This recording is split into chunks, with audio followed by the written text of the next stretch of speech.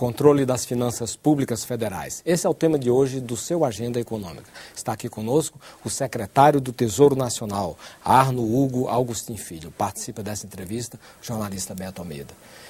Doutor Arno, eu queria um pouquinho entrar na questão logo do superávit, que é uma agonia sempre acompanhar esses números. Em fevereiro último, o governo central, incluindo o Banco Central, Tesouro e Previdência, apresentou um superávit primário de 2,6 bilhões de reais, contra 14,3 bilhões em janeiro. Em 12 meses, o superávit acumulado corresponde a 83,1 bilhões, ou seja, 2,22% do PIB, portanto, abaixo da meta fixada pelo governo, um pouco acima de 3%. Qual é a sua expectativa para o resultado do superávit primário para este ano?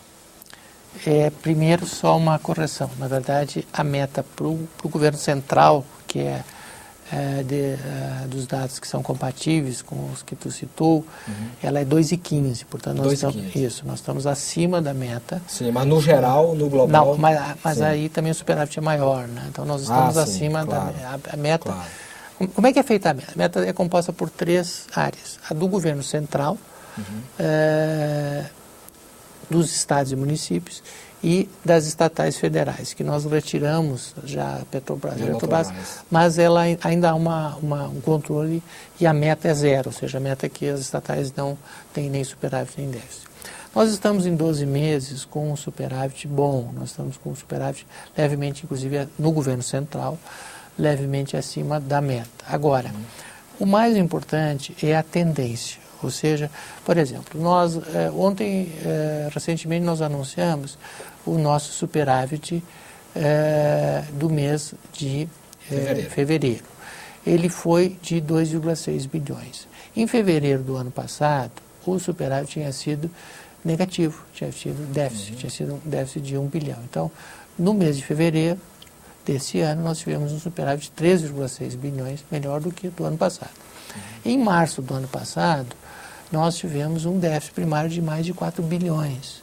Em março desse ano, eu já adianto, nós vamos ter superávit. Portanto, nós estamos numa situação fiscal melhor. Por que estamos numa situação fiscal melhor? Primeiro, o país cresceu, fruto de uma política anticíclica, ou seja, de uma política do governo de não permitir que a recessão fosse tão forte como foi em outros países. Com isso, nós tivemos um crescimento grande o ano passado. Esse crescimento, ele tem, um segundo momento, um efeito sobre as nossas receitas. Ou seja, as receitas estão crescendo de forma significativa porque o país recuperou seu dinamismo econômico. Segundo ponto, nós diminuímos despesas. Nós fizemos um corte no início desse ano de 50 bilhões de reais. Por que fizemos isso?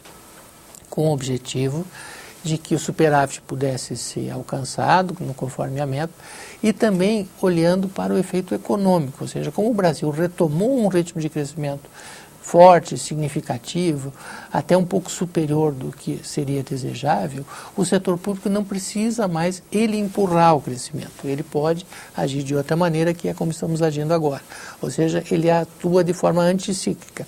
Quando a economia está crescendo pouco, nós incentivamos o crescimento, fazendo uma política fiscal ativa no sentido de fazer crescer mais. Agora, esse ano, o ano de 2011, como o crescimento do ano passado foi acima de 7%, do crescimento forte, nós podemos e devemos, e estamos fazendo, ter uma política de maior contenção fiscal. Então, essa tem sido a nossa política, por isso vamos cumprir a meta cheia e estamos tranquilos de que isso... A meta cheia que você fala para o governo central. Para o governo central e também do país como um todo. Doutor Arno, o que nós podemos esperar este ano aí, em termos de comportamento, na relação da dívida líquida e PIB, tendo em vista o novo cenário, ou seja, essa prioridade no combate à inflação, os cortes orçamentários e também a redução da demanda? O Brasil, ele teve uma redução da sua dívida PIB nos últimos 8 anos, de 12 pontos do PIB. O Brasil tinha uma dívida PIB acima de 50% e nós fechamos no ano de 2010 com algo em torno de 40%. Portanto, nós estamos diminuindo significativamente ano a ano a nossa relação dívida-PIB e em 2011 nós vamos continuar com esse mecanismo, ou seja, o Brasil vem... Mas chega a quanto, mais ou menos? Creio que ela fechará o ano um pouco abaixo de 40%. algo em torno disso. Nós estamos projetando, portanto, uma melhoria fiscal em 2011. Ela é decorrente do cumprimento do superávit primário e é também decorrente do próprio crescimento econômico, que vai fazendo com que essa dívida, já que ela não cresce tanto quanto a economia cresce, ela vai diminuir. Então, esta é uma tendência, é um indicador bom de uma diminuição da dependência do país de financiamento para se sustentar. Então, isto é uma situação fiscal sólida, ou seja, em que o país ele vai aos poucos diminuindo a sua dívida e com isso ele tem condição de, num segundo momento, agir como a gente já agiu nessa última crise, ou seja, se as coisas exigem um setor público que seja mais atuante, que incentive a economia, ele pode, num determinado ano, diminuir o seu primário, né? Estimular a economia, desde que faça isso de forma responsável, desde que faça isso dentro de uma curva de longo prazo sustentável, isso não cria dificuldade. Então, essa condição o Brasil já tem. Agora, esse ano nós achamos que é um ano em que, em função do crescimento que estamos tendo, nós podemos e devemos e iremos continuar com uma política vamos cumprir a meta cheia, pelo menos, e então será um ano de contenção fiscal forte. Achamos que é bom isso para o país e por isso fizemos um corte significativo no caso do governo federal, 50 bilhões. Alguns economistas chegaram a apontar que o melhor seria o país perseguir o resultado nominal em vez de ir atrás de superávit primário, ou seja, passar a incluir nos cálculos do governo, nas suas perspectivas de conta, também o pagamento de juros da dívida. Como é que o senhor reage a isso? Eu reajo de forma positiva. Acho que essa é uma transição... É factível? Sim, é uma questão de momento. Né? De alguma forma, nós já temos essa meta, não enquanto uma meta colocada na LDO, mas uma ideia de olhar com mais força para o resultado nominal, não olhar apenas para o resultado primário. Nós já temos feito isso. A estatística fiscal contempla os dois, o Banco Central divulga, além do resultado fiscal e do resultado primário, ele divulga também o resultado nominal. Nominal nós somos deficitários enquanto para esse ano? 2,6 foi o ano passado. 2,6 do PIB. E esse ano? Será? Esse ano nós acreditamos que isso vai diminuir. Né? Eu não vou fazer uma estimativa, mas acreditamos que vai ser uma situação de resultado nominal melhor. Por que o resultado nominal zero, né, que é o que em geral falam, ou seja nós equilibrar, ele é factível? Porque aos poucos nós temos diminuído o resultado nominal. O resultado nominal já foi mais de 6%, já foi bem mais forte, né, a negativo. Por que é importante olhar não só o primário? Porque o resultado nominal, ele inclui tudo, inclusive o custo da política monetária, ou seja, ele inclui o custo da rolagem das dívidas, ele inclui o custo das operações financeiras. E o ideal, no longo prazo, é nós termos, sim, um resultado nominal zerado, ou seja, ele não ser em nada negativo. Isso dentro de quanto tempo? Qual é essa perspectiva de zerar? Eu acho que ao longo dos próximos 4 anos o Brasil tende a chegar nisso. Essa é uma estimativa que a gente faz. O Brasil já estaria até bem mais próximo não fosse a crise, a crise internacional. Né? Também esse tipo de projeção tem que sempre ser feito com muito cuidado, né?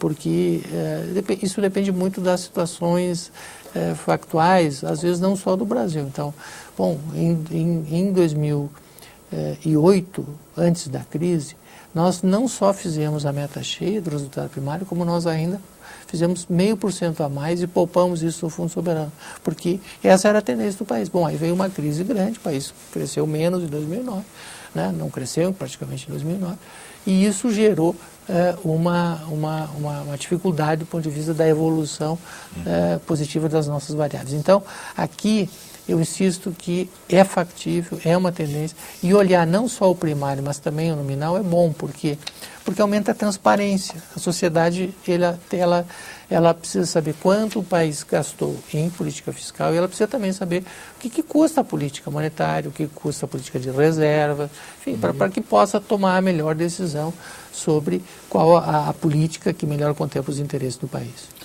Doutor Arno, entre as diversas opções de aplicação em que temos no mercado, inclusive destacando uma opção para os pequenos poupadores, nós temos aí as opções hoje ligadas ao Tesouro Direto.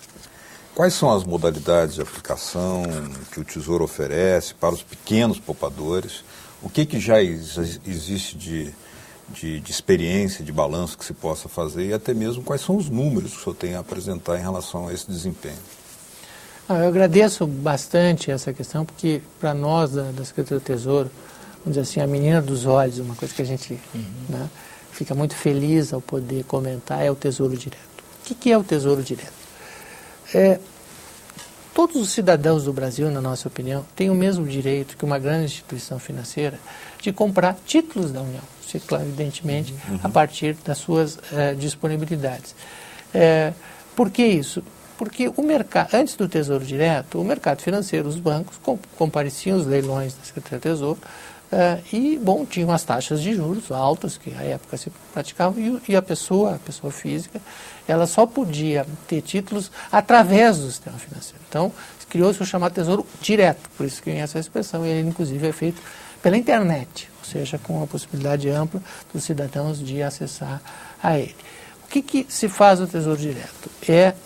Se faz a venda de títulos do Tesouro Nacional para qualquer cidadão. Tanto os títulos pré-fixados, títulos com Selic, todos os títulos que são colocados... Uma aplicação de baixíssimo risco, um retorno garantido. Uma aplicação de baixíssimo risco e de grande retorno. E principalmente, o que nós achamos importante é a transparência e que se dê ao cidadão a mesma oportunidade que se dá para o sistema financeiro. Resultado disso... Nós temos mais de 200 mil aplicadores no Tesouro Direto. Quantos mil? 200 mil, 225 mil. Mas qual é E já temos 5 bilhões de títulos emitidos na mão de pessoas físicas, que é o perfil do Tesouro Direto. Há um limite de aplicação de 400 mil, ou seja, porque a gente não quer no Tesouro Direto... o objetivo dele é popularizar, é ter um grande número de pessoas, ou seja, ele não tem por objetivo o sistema financeiro, os bancos, enfim. Sim, pessoa física que quer fazer uma aplicação, ela pode fazer. Como é que se faz? Isso entra no site do Tesouro, né, Tesouro Direto, né, www.tesourodireto fazenda.com, e ali você... tem as condições, os títulos que são colocados. São vários títulos. São vários títulos. Pode ser pré-fixado, pode ser título... Mas ele precisa de uma financeira para fazer isso? Ele precisa de uma conta bancária e de uma corretora, mas boa parte dos bancos já tem isso automaticamente. Então, ele tendo a conta bancária, por exemplo, o Banco do Brasil tem isso, outros têm. Mas tem um valor mínimo para investimento? É muito baixo o valor mínimo. Então, as pessoas podem, depende isso do tipo de título, né? Essa aplicação concorreu com a poupança ou concorre com a poupança? Não. São perfis bem diferenciados. Porque o Tesouro Direto, ele não é do pequeníssimo poupador, ele exige que a pessoa faça uma análise, porque ele vai comprar um título, por exemplo, de longo prazo, né, com uma determinada taxa. Não é como a poupança, que tem um tipo de remuneração, de rentabilidade, mas faz o Tesouro Direto, não, ele tem que fazer uma análise. Bom, se eu comprar um título pré-fixado, de longo prazo, a inflação vai ser maior, vai ser menor, eu vou querer carregar esse todo esse tempo, mas ele pode vender, então ele pode comprar e pode quanto à vender. liquidez? O que é que... Todas as semanas nós fazemos recompra para dar liquidez. Ou seja, o próprio Tesouro faz a recompra para que não haja esse problema de se ele não quer carregar o título ao longo do período. Ou ele precisa do dinheiro por emergência. Exato. Semanalmente se faz. Qual a avaliação de desempenho dessa aplicação em relação ao próprio desempenho da economia? Muito positivo. Qual o paralelo que o senhor faz? Não, é muito positivo. Ela tem melhorado muito o número de aplicadores e tem também feito o próprio volume. Veja, 5 bilhões em 1 trilhão e 600 é um valor pequeno proporcionalmente. Mas, em termos absolutos, 5 bilhões é um valor importante, significativo. Não é que nem outras aplicações, e nem se pretende concorrer com as outras aplicações. Ele é muito mais um instrumento de oportunidade igual. Se o sistema financeiro pode aplicar em título público e tem uma determinada rentabilidade, qualquer cidadão também tem esse direito. Essa é a filosofia do Tesouro Direto. Né? E, claro, como as necessidades e as disponibilidades das pessoas, às vezes, não é de longo prazo, às vezes não é o próprio tempo da pessoa ir lá olhar, ver que tipo de título. Mas é fácil, ou seja, a gente tentou fazer a aplicação mais amigável possível para o cidadão e tem funcionado bem. Então, uma boa opção e principalmente uma opção de maior transparência, até para que muitas pessoas não sabem que tem essa possibilidade e a gente tem, através dela, melhorado o conhecimento, inclusive, de como é que é o trabalho de títulos do país, que em última análise é do cidadão, ou seja, quem paga o juro em última análise é o cidadão, é o povo, né, que é o detentor das disponibilidades da União.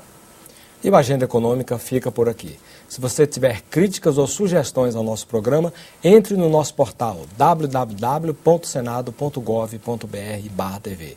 Você poderá também fazer download ou cópia deste e de outros programas da TV Senado. Para obter maiores informações sobre a administração das finanças públicas federais, entre no portal do Tesouro Nacional, www.tesouro.fazenda.gov.br.